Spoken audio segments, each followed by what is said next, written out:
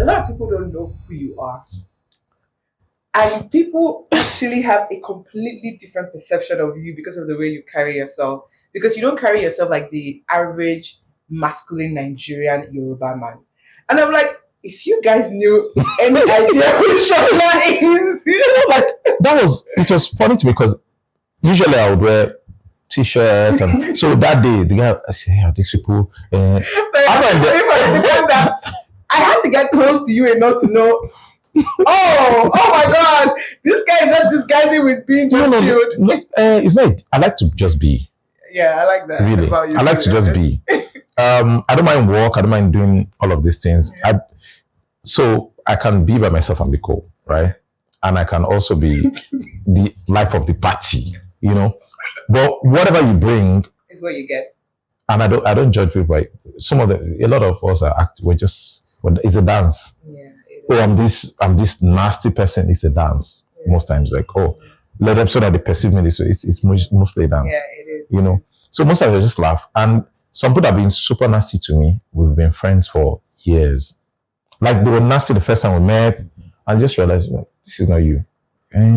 Maybe it's the way. No, it's not the way we met. You were just nasty to everybody that came then. Let me give you an example. Yeah. And I think it's something that I always remember every time. Because when I met you, and the circumstances in which I met you, the person I was working with prior to that, who you know, literally kept telling me, oh, you have to be careful with this person. You have to be careful. And that's based on the fact that the position that they held in when they knew you is different from the position that they came into the organization with. So they had a perception. So their perception of things was based on the smaller position they had in the previous organization and saying, be careful. And I always look back to that time to say that if I'm not who I am, I would have taken their word for it and treated you a certain way. But I allowed myself to make the mistake of, I'm not, and it's not a mistake. Then it was like, you know what you are telling me is what you know. Mm-hmm. I'm not going to treat this person based off of that. And I always go back to say that, imagine if I'd taken that person's perception and not experienced who Shola really is. Like, we've been friends for like what? Almost 7 years now. Yep. And I'm like, I'm so grateful that I chose to and I do that with a lot of my friendships, to be honest. Like, I want to experience you for myself. I don't care what anyone says about you. And I'm so grateful that I didn't miss out on the amazing human Shola is based on someone else's perception. I'm glad we connected the way we connected, and we've been friends. So I don't blame that person, right? I don't either. So it's their experience with the organization they were with, yeah, and the people at that organization that were at my level. Yes. So it's like, and then I'm chumming with those people. Yes. It's easy to copy and paste and say, if this person is like this, it's like this. Yeah. You know, there was someone that joined us, and you know, from the door, someone was like, "Oh, do you want coffee? I was the person that opened the door. You know, I think I was going out, and she came in. I was like, "Oh, you're late." She was like, "Okay." I said, let's do it. I called everyone. I'm like, "Oh, do you want coffee? Do you want this?" In fact, just come. Took her to the kitchenette. Oh, we have this. Open the fridge, and then she just stood there with the things, and she was like, I want to tell you something. I said, oh, let's just do the interview. You can tell me, you can text it to me. She said, no, I need to tell you something. And I'm like, please come sit. You can tell me before. And then she was like, do you know what? Look at your phone. And she sent me what the person that referred her, what the person had, told her. So the person, she wanted to join the organization, and the person was blocking her, sort of, from coming. And then to burn off, the person now told us certain things, like, these guys, the team, I don't know the way they move, I don't know how they are, you need to be careful, I'm like, be careful, me. This is my team. I said, you know what? So when the team came in, I was like, do I have your permission to read out to the team? I won't mention the person.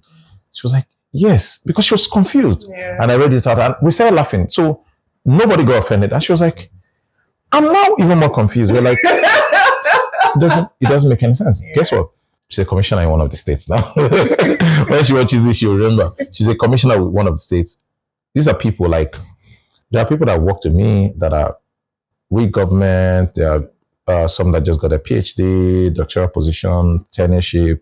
and we're in touch. It's I'm working on this thing. When I have a block, I don't have any ego. I can ask a 5-year-old. Please, I don't know how to do this thing. I have zero ego. Like, please, this thing is giving me a headache. I'm confused. I've been doing this thing, but it's not giving me, So I don't blame. I think Honestly, I don't blame the person as well. Imagine the people that didn't take the chances, to even come close, right? And then there are certain things I might have done to also make people feel that, because you expect people to to block you off, not to withhold information. You come to me and I'm like, oh, that's a spreadsheet. Just make a copy. I'll explain everything to you. I'll give you the entire strategy. And you'll feel some type of like, no, is there a trap? Is this person trying to trap me? I feel like, yeah. Because I feel like if someone does not have an open mind dealing with you, you think there's feel like, no, this is too good to be true. This is too good to be true. Because Shala will literally open the entire strategy of his entire multi-million business to say, this is it. Like, bro, we just met. Maybe you should keep it to yourself. No, because I know. So I'm not handing my client over to you. And then you've passed certain barriers. An organization and people at an organization that respect say, you know what, this person needs to know this because we're working on this. Could you kindly? If I was going to say no, I would have said no to them. You wouldn't have interfered to me. But I said yes to them. All those barriers of, oh, this person will do this, use it for this. So the things you shouldn't see are already out, like the proprietary stuff. If I have an NDA, I'm not going to share that with you. And then no, it's mostly your work that you're happy to share. And then and I feel like that's also like an intellectual property that you should be shielding. And I get that you're not someone with zero ego. But my question now to you is, because you're someone who wears your heart on your sleeves, how do you balance it from it affecting you? Because you're one of the thousands of people that I know that just walks bare. And when I say bare, I mean bare naked, like, this is me. If you're going to deal, you're going to deal. If you don't want to deal, keep it moving. And that's like 1 in 1,000 people. How do you then manage 1,000 people who are not like that, who then comes to you with intentions, wrong intentions? Man, see, even in being open and then giving, I have seen. Of course. I have lost. You would have seen too much. I have lost. I have people that call me, that reach out, that just show up, and you know that this person is a taker, right? I don't mind you being a user, really, because it's really, why am I swimming against the tide? Like your Bible say, Monite Milara, right? You're a taker. There are people, once they call me, I'm like, what do you want? I know it's because you call me like 3 times a year. Wait, let me greet you first. Just tell me what you want. So he greeted me. Oh, this is. Check your mail. I can spare you 5 minutes to jump on it to explain. Okay, you know what? I'll connect you with this person, but I'll tell them who you are. Hope you don't mind. Yes. Yeah, you do that. You give me heads up to say, this is who this person is. Be careful, but you need this. I'll say, you need this. But I'll say, I'm going to tell them who you are, and I'll call the person. Please, I need to help somebody. These are there. They'll take and take and take. I said, no. Only Iwulote, they have their own usefulness, or they'll pass it down the line. Because this is my friend or a contact that I respect for something else, enough to help, right? I think one of the reasons why I share very openly and quickly too, because sometimes when you just pause, you overthink it and you want to withhold, is that I've also been very lucky through my life, right? I'll give you an example. I make clothes, right, in my spare time. And the very first time... Wait, I'm so sorry. You can't just say that. Like, I'll come to you. I don't want you to come to you later because we're going to talk about a lot. I think... Okay, so let me let you finish and I'll make sure I talk about that. Okay, so I make clothes, right? And in your spare time. Don't make it look like that. In my spare time. Yes, right? Very important. No, I shouldn't even say my spare time. I make clothes. Right? Because the dedication to it, the time you need to dedicate, it looks like, in my downtime, because I'm considering something else as work. That's what I'm saying in my downtime. But you're designing, you're patterning, you're talking to the people. If it's batik, you're talking to people, making the batik, making sure you're there, the tailor, you're arguing about seams, about... Yeah, that doesn't look like... So that's not spare time, but I'm not saying this as work. That's why, if it's t-shirts, you're doing the designs, you're saying, oh, this is what I want, this I want it screen printed. No, this size, no. Put this first. I want the base, I want to align. You're there, you're back at work, you're there, So it's 20 minutes here, it's 30 minutes here, it's 1 hour, And the person that got me into actually making, like choosing fabric, buttons, even not down to buttonhole, was a friend of mine. He would go to Aba and make clothes. Like he would come with Ghana must go of shirts. We were selling, like we would sell, and in a week everything's gone. And we're in school, Uniben then. And he would keep saying, I would help him with designs, and he'd be like, dude, you can do this in my bit. Then when I said I was transferred, where I was working, I was transferred to where is like 1 hour from Aba. So I was like, well, let me just try this, And the same thing in what's it called, NYC as well. I was 7 in Owerri, and I'll go to Aba to buy bedspreads. Yeah. And then I'll go to Abuja to resell them for like 1,000. Bro, I was balling. It was amazing. And then, like my weekends, I would either be in Abuja, Benin, or Port Harcourt. I was not staying away. I didn't really know anybody. So one time I was like, oh, you know what? I'm doing web gigs, and I'm getting this money. Let me just go to Aba. And my first time at that market, area market, I was like, no, I cannot do this. I've never seen anything like that in my life. The market is... It's insane. It's massive. So I'll do boxers, shirts, then different kind of stuff. I was in the boxer section, and I could not fathom where to start. So I called this guy. I was like, dude, please, I don't know where to start. He was like, just stay. I know he used his own credit. He was calling me. He sent me to his tailor, told me how to pick out buttons, the section to go to. No, don't go to. Like, this guy was on the call for like 3 hours, right? I would go to Port Harcourt. He would see the stuff I've done. He would say, don't use this kind of material because it folds at the back. Like, it was given. I was buying, this is someone I used to buy shirts from, right? And he was giving it to me. Like, giving the vendor. He was not afraid. Yeah. And my entire life, through uni, even in boarding school, people gave. You could see they were and it wasn't given like, oh God, this person is stressing me. They were super happy to give. Like, oh, I'm struggling with this in physics. And the person will come to your room. They'll leave their hostel, bring everything, come to your room. And you're like, I want to take a nap. He says, no. And they will encourage you. So I think I just got used to that. And then, of course, the family structure where I'm from, I'm the 10th child out of 10. The last born? I'm the last born. I'm 10 out of 10. And every single person. I see where the background comes from. This is not one person. Every single person gave to me. I'm not talking about money. I'm talking about time, resources, connect. When people talk about privilege, they're thinking, oh, rich kids, super rich kids. For me, that's some kind of privilege. By the time I could say, Baba, I had older ones that had gone to university. So it meant the education line was there. I was going to do that.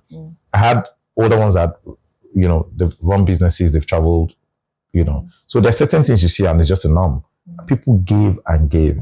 So I'm just used to that, not even having to ask, and that's why it comes easy to me. Got it. Yeah.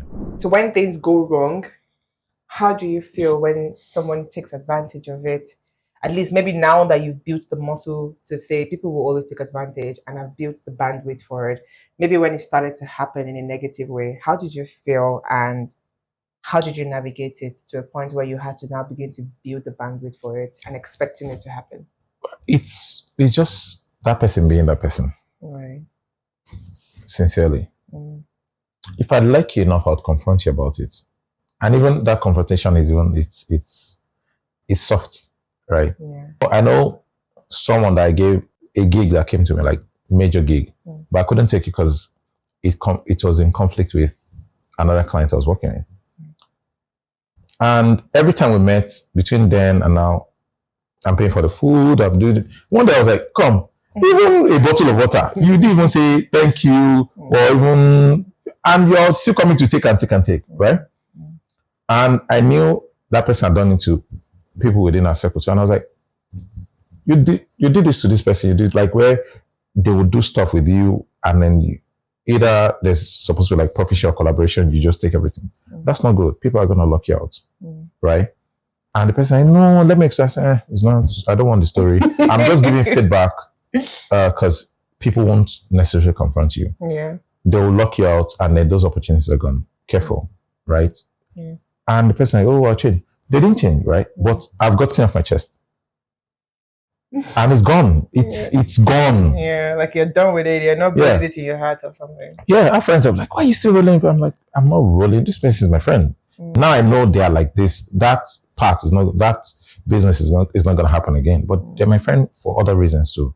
It's not just the business, right? Or they contact for other reasons, not just the business. Got it. So that's it. I feel like I have an answer to this, but I'm going to ask anyway. Do you feel like you built a life that reflects your truest self? Mostly. I think so too. I Mostly. think so too. Yeah. There's a question I ask. I always feel weird saying my wife. I say my lover. That's so. I can't wait to get to that part of the question. That's one of my favorite parts. So I just randomly, maybe a text, I'll just say, are you happy? You know, there are times I'm scared to ask it because, you know, I know that there might be things I've done that that are not making her happy at that point. I'm like, you know, so I just say, are you happy? Is open-ended, but it's a litmus test. So I ask myself the same thing, right? But for me, even before I answer it, I'm like, you are happy now. What are you not happy about? I don't want much. Right. I've always been, it's not it's a Zen thing. I read a book. Yeah. I've never lacked. I've had love. Like born into love and affection. I've had plenty. There's always been food to eat. I'm raised in the Yoruba way, and it's, if hunger leaves poverty, the poverty is gone, because everything else you can you know. And then I don't believe in personal philosophies because everything is always in a state of flux. But one of the things I know to be true is that we're born and we die. In the middle, we feel it with different things. So it's your decision now. You know, I like friendship, I like family, I like love, I like happiness. I like all those things. I like things that make me wonder. I like things that get me super excited, right? I like to do things I like to do. I don't go into projects that I'm just going to be sad doing it, because that's where those things, and that's some kind of luck and privilege to be able to choose the things you do, right? So I think for me, that's it. So I feel, to your question, yes. I know. I think it's a yes to be honest. You have and a I full express life. it. That's another thing. Yeah, you're very express. Oh, I express it. I say it. Yeah. Because you have to believe it's a mantra. Yeah. I tell myself I have a full life. Yeah. You know. It's, for me, I think it's also like, how do you even have the time for your friends? It's fascinating to me. You're a serial entrepreneur. Now let's go back to I make clothes. Let's go. Just to be clear, you can't just say I make clothes and drop it at that. You are like a deep tech person. You've done things with Google. You've done things with the largest banks in Nigeria. When I say things like proper tech things, you've done consulting work. You are an art collector. Like, you are the only, like, the highest art collector that I know. Like, have you been to Shola's house? Have you been to Shola's? And it's not even like art that is like, oh, just like small art. Like, we're talking $50,000 and above. Yeah, but there was small art when I collected. Present value. Yeah, right. Present value. Mm-hmm. Yeah. I want you to walk me through your mind, to be honest. And I think that will be my next question. Like, the multifaceted of who you are. I love it because I'm also that. And it's actually why we like. But I think that you do it in the most seamless, easy way where nothing is affecting the other. And outside of that, if Shola does not hear from me in maybe 3 months, I think you check on me more than I check in on you. And Shola is a happily married man. Shola has 2 beautiful kids. Shola is a house husband. My career aspiration. Like, I have never met a house husband. Shola is a house husband. You do so much with your time and you're still present. You're still very much present in the different facets of your life. And that's profound. Like, how do you do it? Because you blur the edges, right? And I'm not going to use my example now. There are 2 of my friends that I told them last week, I was like, You're amazing. They're like, no, this is stressful. So two of them married men with kids. Their wives have gone to different countries to study. The kids are here with them. They have to like these are like they are the highest level of their careers. Like they're in industries that pull, and these guys have been able to balance. There was one of them was teasing me. You'll go to buy things in bulk. The things you can cook, you'll cook. The things you can't cook, your sauces. Like, oh, there's this lady that makes fantastic jollof rice. Bring 5 liters. There's this. He's coordinated. He's doing, of course, he's always doing like school runs, and he's always done school runs and hospital runs. But he's now so deep in it, and he's not doing it. You know, you go from duty to, oh, you know what? This is also doing something for me, right? I need to think about stuff. I take my laptop set up in the kitchen. You know, I'm even on the call, and I'm. No, just like the last time I was in your house, I was like, I'm coming to see you, Shola. Like, let's sit in your office. Shola, like, wow, I'm in kitchen. I'm cooking for my daughter. My daughter are coming home from school, so like, I have to make their dinner. Or you're like, oh my daughter like this special spaghetti, and I'm just like, Shola, me, I'm hot. I can't stay in the kitchen with you. I'm in the office. I'll be going and coming back. You know, it's crazy. Yeah, and once you identify what's important to you, right, you would make provisions to accommodate those things. The example I'll give you in my own life is when we're lucky enough to renovate our space where we live now, right? And then the question is, you say lucky enough? We're lucky enough. It's luck. It's your property. Yeah, but luck, like many properties. We're lucky enough, right? Okay. To be able to renovate, because most people, even when people have money, they don't have. When people have the resources to do that, they just, oh yeah, I'm just gonna buy. So we thought about things. What do we like? What are the things we do? You know, the kids do consistently. Us, we read, we play, I paint, I do. The kids do the same thing. They need a place to make noise. They're gonna make noise. They're kids. They have energy. Okay, so we want to study. That's big enough for we read. So books will be there. We can play. How was the flow going to be? And I think this is design thinking. These are how architects also think about what are the things this family does. Or are you Muslim? Are you Christian? Where are you going to pray? Where you face and all those things. And that's why if you understand the design of that space, so you have the kitchen, the dining area, and the study, and another wider area where we can lay out stuff, you know, canvas and just paint and imagine stuff.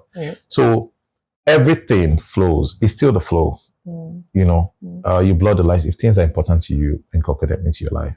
A friend needs to think through marketing strategy. He wants, and I need to do market runs. You come. We'll jump in the car. We'll talk along the way. We'll go to the market. That happens to me because I'm just like, bro, we're supposed to be talking strategy You jump in the car. We'll discuss.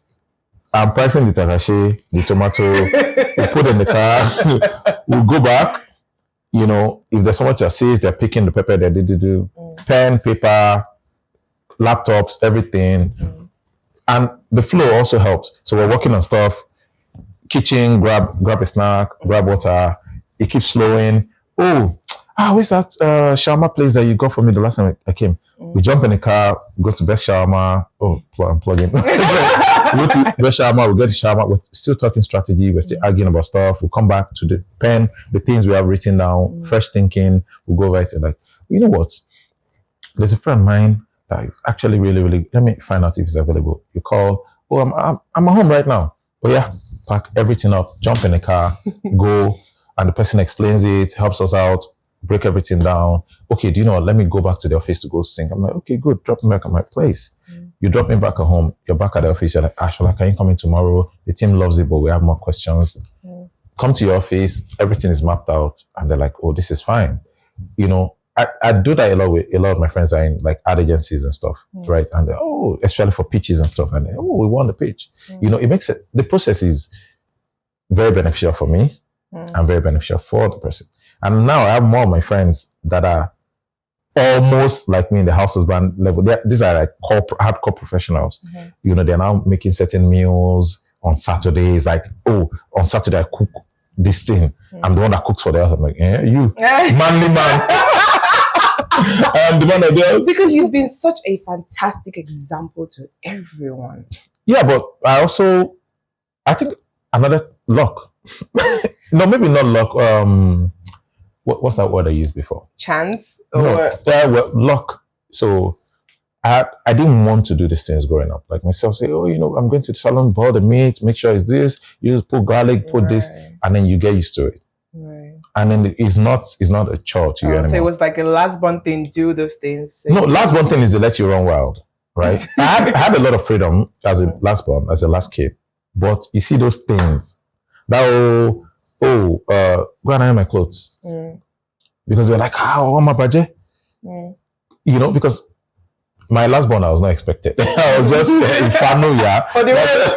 I was going for the road, right? So they're like, and everyone's just, these same people doting on you, giving you stuff. This person will just say, Emma Bomo, go and iron for me. Like, so you learn to iron.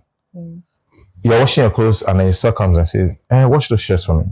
No, you don't say no. Don't say no. And I think this is also important. The gap between us, growing up, the minimum gap between any one of us is 2 years.